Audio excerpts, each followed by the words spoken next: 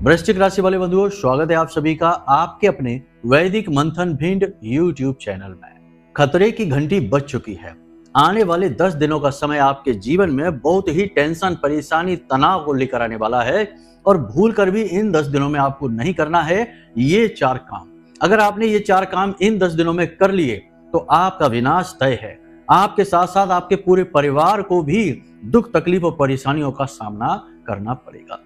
आज का यह कार्यक्रम आपके जीवन के लिए बेहद आवश्यक है, संजीवनी बूटी के समान है, क्योंकि आज हम आपको बताने वाले हैं आपकी कुंडली और आपकी ग्रह दशाओं के आधार पर 4 ऐसे कार्य जो आप करेंगे अवश्य, क्योंकि विनाश काले विपरीत बुद्धि कहा जाता है। जब भी विनाश काल आता है, जातक की बुद्धि विपरीत हो जाती है, वह वही कार्य करने को आगे आतुर हो जाता है जिसके लिए उसे मना किया जाता है, जिसमें उसका विनाश होना होता है।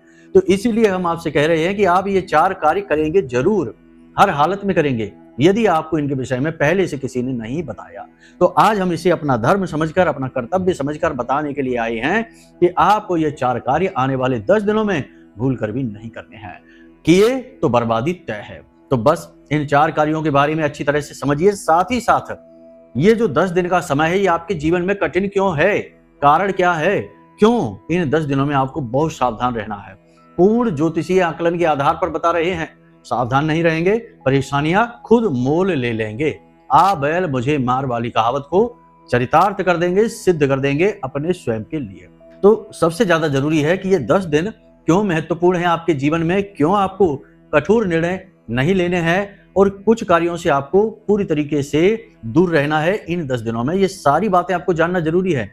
इसी के साथ साथ आपको हम यह भी बताएंगे कि कौन सी वे क्रियाएं हैं, कौन से वे उपाय हैं जो आपको इन 10 दिनों में जरूर करने चाहिए, क्योंकि ये 10 दिन में ही जीवन नहीं है, इसके बाद भी जीवन है। तो जब ये 10 दिन की काली घटाएं छटेगी तो फिर जो सुनहरा सूरज निकलेगा उसका आपको पूरा लाभ भी तो मिलना चाहिए। अब मानकर चलते हैं कि जोरदार बारिश हुई और उस जोरदार बारिश में किसी का पूरा घर बह गया, पूरा मकान उजड़ गया, बाढ़ आई, उसमें सब विनाश हो गया।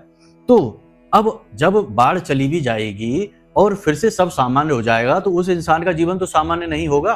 उसे तो लंबे समय तक अपनी सामान्य परिस्थिति में आने में संघर्ष करना पड़ेगा। तो ऐसा ही होता है कि जब बुरा समय होता है, खराब समय, नकारात्मक समय होता है, उस समय पर जो जातक सतर्क होकर नहीं चलते हैं उनका घर बार सब उजड़ जाता है, जीवन तबाह हो जाता है उसी छोटे से समय के अंतराल में। फिर उसी समय अंतराल में की गई गलतियों की भरपाई वर्षों वर्ष तक या जीवन भर तक लोग करते रह जाते हैं। इसीलिए छोटा सा समय जो विनाश काल होता है उसे जानना समझना बहुत आवश्यक है। एक छोटी सी बात आपको बता दें कि किसी भी काम को बनने में या जीवन को बनने में, आपने जो व्यापार किया है, जो नौकरी हासिल की है, वहां तक पहुंचने में आपको वर्षों वर्ष का मेहनत, प्रयास, संघर्ष लगे हैं, योजनाएं, धन लगा है, जाने कितनों की आशा और उम्मीद लगी है। लेकिन काम बिगड़ने में क्षण भर की देरी लगती है। एक पल में काम बिगड़ जाता है। एक इमारत बनने में वर्षों का समय लगता है, लेकिन एक छोटे से विस्फोट से यह सारी की सारी इमारत धराशायी हो सकती है। चुटकियों का काम है। ऐसा ही होता है जब बुरा समय होता है, विनाश काल होता है, उस समय कोई यदि सतर्क होकर नहीं चलता तो उसी छोटे से समय अंतराल में जीवन इतना विनाशमयी हो जाता है, इतना नकारात्मक हो जाता है कि फिर उसकी भरपाई करते करते वर्षों वर्ष बीत जाते हैं। अभी पिछले ही दिनों 3-4 दिन पहले हमारे पास एक कुंडली आई थी। उस कुंडली में एक श्रीमान जी थे। वो कह रहे थे कि गुरुजी, पता नहीं क्या हुआ, हमारा जीवन तो बहुत अच्छा चल रहा था, अच्छा कमा रहे थे, खा रहे थे, व्यापार था, दुकान थी, बहुत अच्छी कपड़े की, बढ़िया चलती थी। पता नहीं कहां से क्या हुआ कि हमारे दिमाग में ये आ गया कि मोबाइल में जो सट्टेबाजी वाले गेम होते हैं, खेल होते हैं, उनमें पैसा लगाने की लत लग गई और केवल 1-8 महीने में ही इतना ज्यादा घाटा हो गया।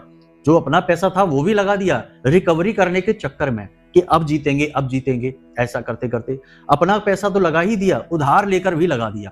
आज नौबत ये आ गई कि दुकान पर ताला लगाना पड़ रहा है, दुकान बंद होने की नौबत आ गई। तो कुछ ही दिनों में जीवन भर की जो पूंजी थी सब लुट गई, सब बर्बाद हो गए और कुछ ही समय का, यानी कि महीने 2 महीने का समय अंतराल में ही सारा जीवन तबाह हो गया। अब दोबारा से सामान्य होने में पूरा जीवन लगेगा। तो ये होता है विनाश काल की ताकत का परिणाम। समझदार के लिए इशारा काफी होता है, जो मूर्ख हैं वो तो भुगतेंगे ही। और आप देख ही रहे हैं कि संसार में बहुत सारे लोग तो ऐसे हैं जो आ बैल मुझे मार वाली कहावत को चरितार्थ कर ही रहे हैं। सरे आम जोखिम लेते हैं मूर्खों वाले परिणाम अपने जीवन में आकर्षित करते हैं। तो आपको अपनी बुद्धि का पूरा प्रयोग करना है, बौद्धिक बल और विवेक का परिचय देना है। जो बातें हम आपको बताने जा रहे हैं, इन बातों को अच्छी तरह से समझना है, जीवन में उतारना है और फूंक फूंक कर कदम चलना है अगले 10 दिनों। कारण इसका यह है कि मंगल का गोचर नीच राशि में हो चुका है, मंगल नीच के हैं, बुध नीच के हैं, सूर्य को ग्रहण लगा है। और अब आप समझिए कि यहाँ पर सूर्य ग्रहों का राजा है जिसे ग्रहण लगा है, राहु के साथ बैठा हुआ है।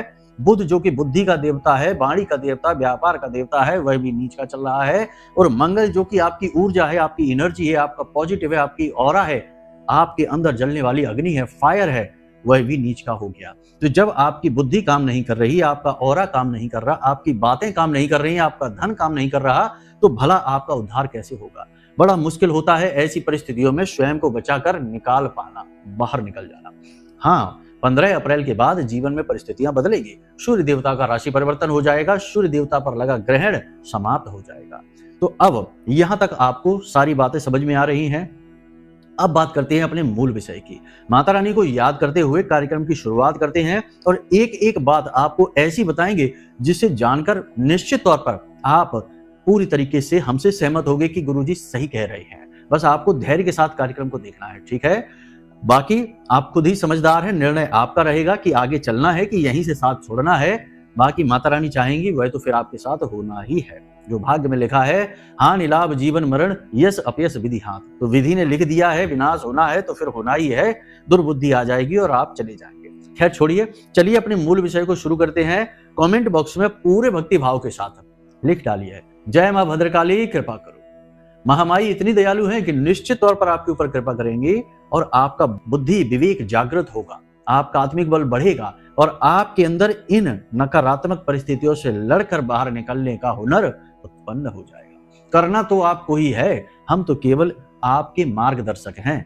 बाकी लड़ना आपको है, जीवन आपका है, संघर्ष आपका है, सावधानियां आपकी हैं, उपाय क्रियाएं भी आपके ही हैं। आप चलेंगे तो बचेंगे, वरना तो जीवन जा ही रहा है, अपनी गति से भागा चला जा रहा है। वर्षों वर्ष बीत गए और आगे भी बीत जाएंगे, ना जाने कितना समय। चलिए बंधु, अपने मूल विषय को शुरू करते हैं। अब ध्यान से सुनिए। प्यारे मित्रों, हमारे अत्यंत प्रिय और परम पूज्य अमिताचार्य जी के पास माँ बगलामुखी और माँ भद्रकाली की साधनाओं का वर्षों का अनुभव है और माता रानी की इनके ऊपर पूर्ण कृपा और सिद्धि है। आचार्य जी ने अपने सटीक कुंडली विश्लेषण और श्रेष्ठतम उपायों के माध्यम से हजारों लोगों के जीवन को खुशियों से भरा है। आचार्य जी का कुंडली विश्लेषण और उपाय करवाने का तरीका इतना अद्भुत है कि जीवन के हर एक दुख और कष्ट का कारण जड़ से ही समाप्त हो जाता है। फिर समस्या चाहे जैसी भी हो, कर्जा बहुत बढ़ गया हो, व्यापार चल नहीं रहा हो, बीमारियों में आप बर्बाद हो चुके हो, रिश्तों में प्रेम समाप्त हो चुका हो, या फिर नौकरी ही ना मिल रही हो, विवाह में देरी होती हो, कैसी भी समस्या हो, इन समस्याओं का कारण क्या है, कौन सी महादशा परेशान कर रही है, कौन सा दोष लगा हुआ है, सब कुछ आचार्य जी इतना सटीक बताते हैं कि वर्षों वर्ष के दुख कुछ ही दिनों में समाप्त हो जाते हैं। अगर आपके जीवन में भी कोई ऐसी संकट की घड़ी है तो यही सही समय है जब आप पूज्य आचार्य जी के हाथों से अपनी कुंडली का विश्लेषण करवाएं और वर्षों से चल रहे दुखों और संकटों के इस चक्र से बाहर निकल जाएं। प्यारे मित्रों, अभी वीडियो में दिए गए नंबरों पर फोन करिए और अपनी कुंडली का श्रेष्ठतम आकलन करवा डालिए। जिंदगी बदलने का ये सबसे बड़ा मौका हाथ से मत जाने दीजिएगा। जय माई की, महामाई आपका कल्याण करे। 4 ऐसे काम या यूं कहें कि गलतियां जो आपको नहीं करनी है। सबसे पहला, बहकावे में नहीं आना है। किसी के बहकावे में नहीं आना है। ध्यान से समझना है, ये बातें बहुत ही महत्वपूर्ण हैं। छोटी छोटी बातें हैं लेकिन इनके परिणाम बड़े ही खतरनाक होते हैं, विध्वंसक हो जाते हैं। कैसे? ध्यान से समझिए। अगले 10 दिनों में कोई व्यक्ति आपके जीवन में आएगा या आपको कहीं से पता लगेगा, कोई सलाहकार बनकर आ जाएगा। क्योंकि जब बुरा वक्त आता है ना, तो हमें बुरे वक्त में विनाश की ओर ले जाने के लिए तमाम सलाहकार भी हमारे पास आ जाते हैं अपने आप ही। और जब अच्छा वक्त आता है तो ऐसे लोग हमसे अपने आप ही दूर हो जाते हैं। ये चलता रहता है क्रम।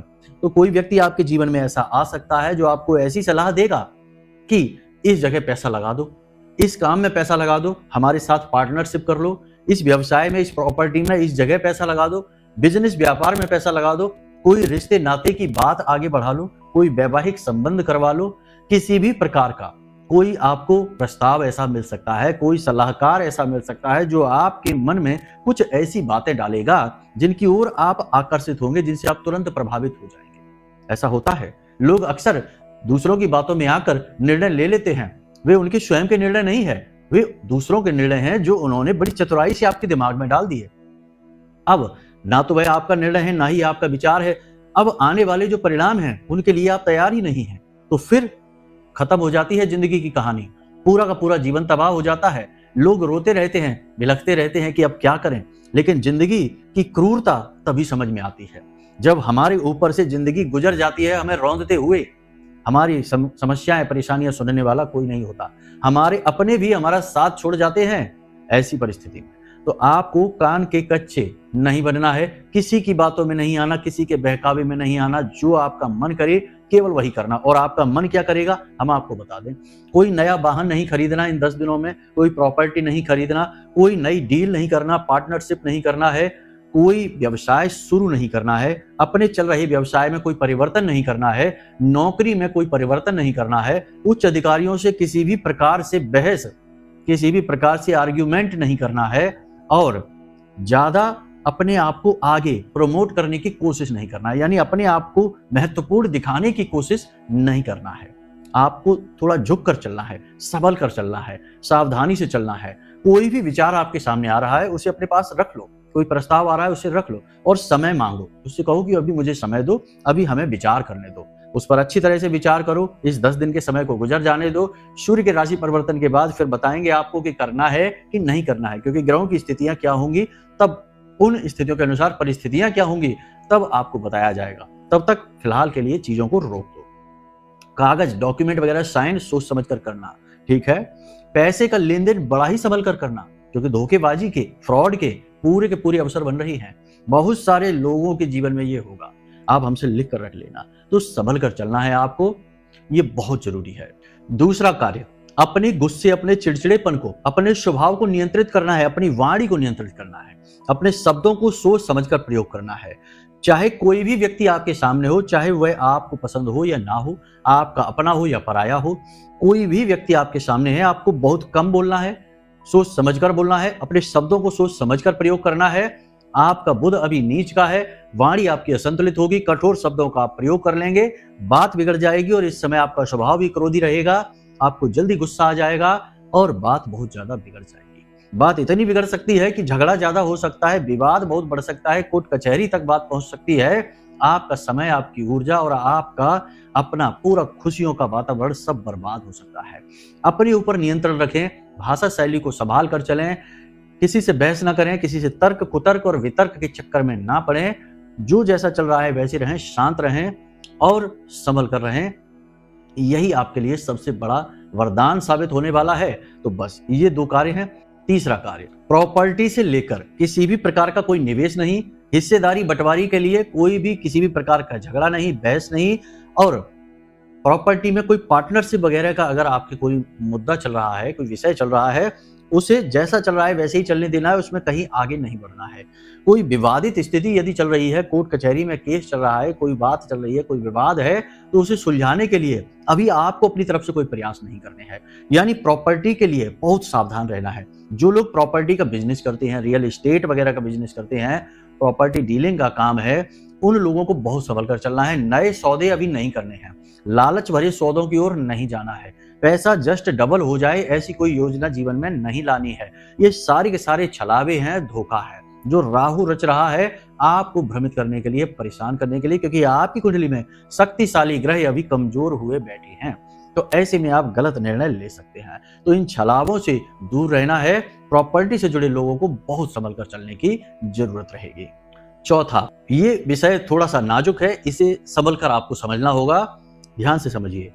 ये जो समय काल चल रहा है, इसमें आपके प्रेम संबंध बन सकते हैं, गलत तरीके के संबंध बन सकते हैं, जिन्हें हम अनैतिक संबंध कहते हैं, ऐसे संबंध बन सकते हैं। कहीं से प्रस्ताव आ सकता है, आपका मन बहक सकता है, आकर्षण आपका बढ़ सकता है किसी के प्रति, और आप कोई गलत कार्य कर सकते हैं, कोई नकारात्मक कार्य कर सकते हैं, व्यभिचारी हो सकते हैं।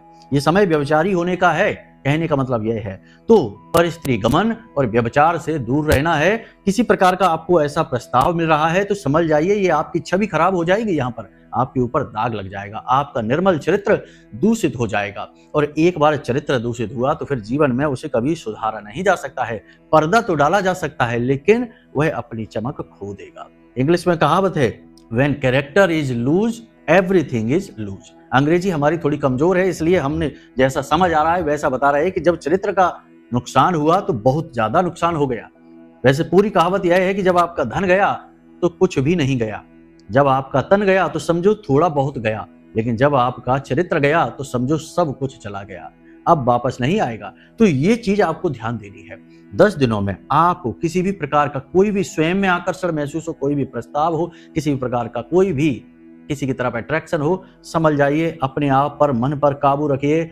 ये समय है आपको स्थिर होने का, ना कि बहकने का, ना ही चंचलता दिखाने का। ये स्थिरता का समय है, बहकावे का समय नहीं है। तो यहाँ पर ये हो सकता है, देखिए हमने पहले ही कहा कि ये विषय थोड़ा नाजुक है, कुछ लोगों को हो सकता है ये बात अच्छी ही ना लगे, लेकिन सत्य की यही विशेषता है कि यह कड़वा होता है। और कलयुग में तो सत्य नग्न घूम रहा है, बेचारे के वस्त्र भी झूठ ने छीन लिए हैं। इसलिए सत्य लोगों को एकदम से जब सामने आए तो पसंद ही नहीं आता है, क्योंकि झूठ की इतनी लत लग चुकी है कि सब कुछ झूठ ही रंगा पुता अच्छा लगता है। सत्य उजला है लेकिन नग्न है, इसलिए लोगों को पसंद ही नहीं आता है। लेकिन जो है सो है, हमने आपको बता दिया। अगले 10 दिनों में यह स्थिति आपके जीवन काल में बनेगी। अगर बनती है, नहीं बनती तो कोई बात नहीं, पितरों का आशीर्वाद है, आपके कुल देवी देवता की कृपा है आपके ऊपर का आप इस तरीके के छलावों से बच रहे हैं। लेकिन यदि बनती है तो आप सतर्क हो जाना, यहां से आपका चरित्र हनन होगा, ठीक है। तो ये सावधानियां आपको बहुत जरूरी है। किसी भी स्त्री का अपमान नहीं करना है, खास तौर से वह स्त्री जो आपसे निचले दर्जे पर कार्य कर रही है। जैसे आपके ऑफिस में है कोई ऐसा कर्मचारी है, महिला है जो आपसे निचले पद पर कार्य कर रही है, उनका अपमान नहीं, अपनी पत्नी का अपमान नहीं, अपनी बहन का। माँ से भी बहुत से लोग असभ्यता से बात करते हैं, क्या किया जाए, कलयुग है, लोगों को अपनी वाणी पर नियंत्रण ही नहीं है। लोग इतने जले भुने घूम रहे हैं कि जहां जैसा मन करता है वहां वैसा बोल देते हैं, बाद में क्षमा भी नहीं मांगते हैं, पश्चाताप भी नहीं होता है। फिर यही उनके कर्म खराब हो जाते हैं और प्रारब्ध बिगड़ जाता है और फिर क्रिया शक्ति कमजोर हो जाती है, तो कुछ काम ही नहीं करते हैं। इसीलिए समझिए, किसी महिला का अपमान नहीं करना है।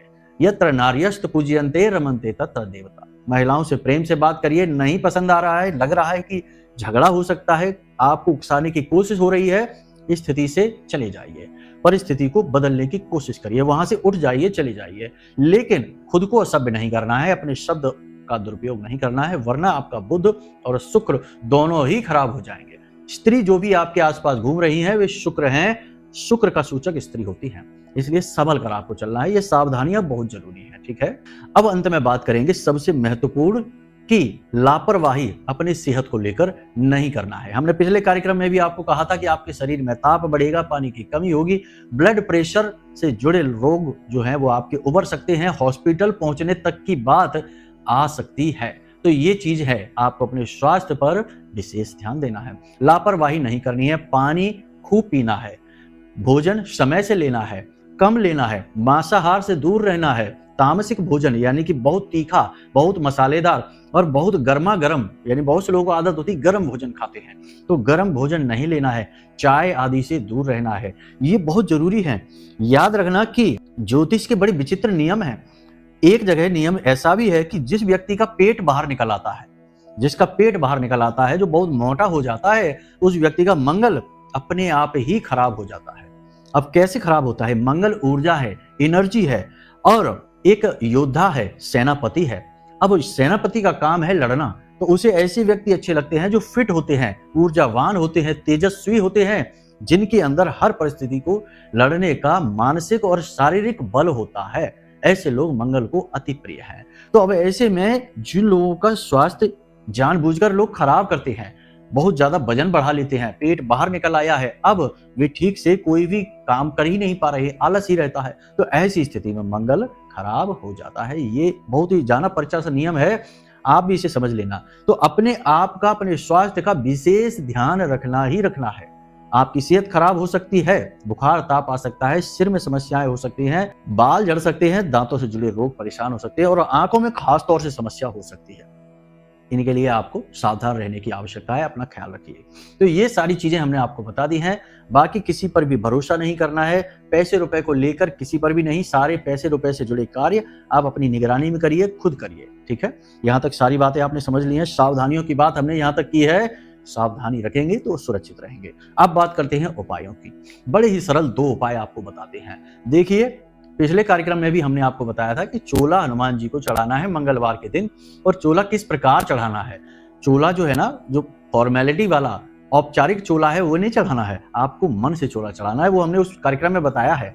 इस कार्यक्रम में हम आपको बताते हैं 2 उपाय जो हनुमान जी के हैं और मंगल के हैं, ठीक है। एक और खास बात कि यह पूरा वर्ष जो है ना 2025 ये मंगल को समर्पित है। तो कह सकते हैं कि ये मंगल का वर्ष है, हनुमान जी का वर्ष है।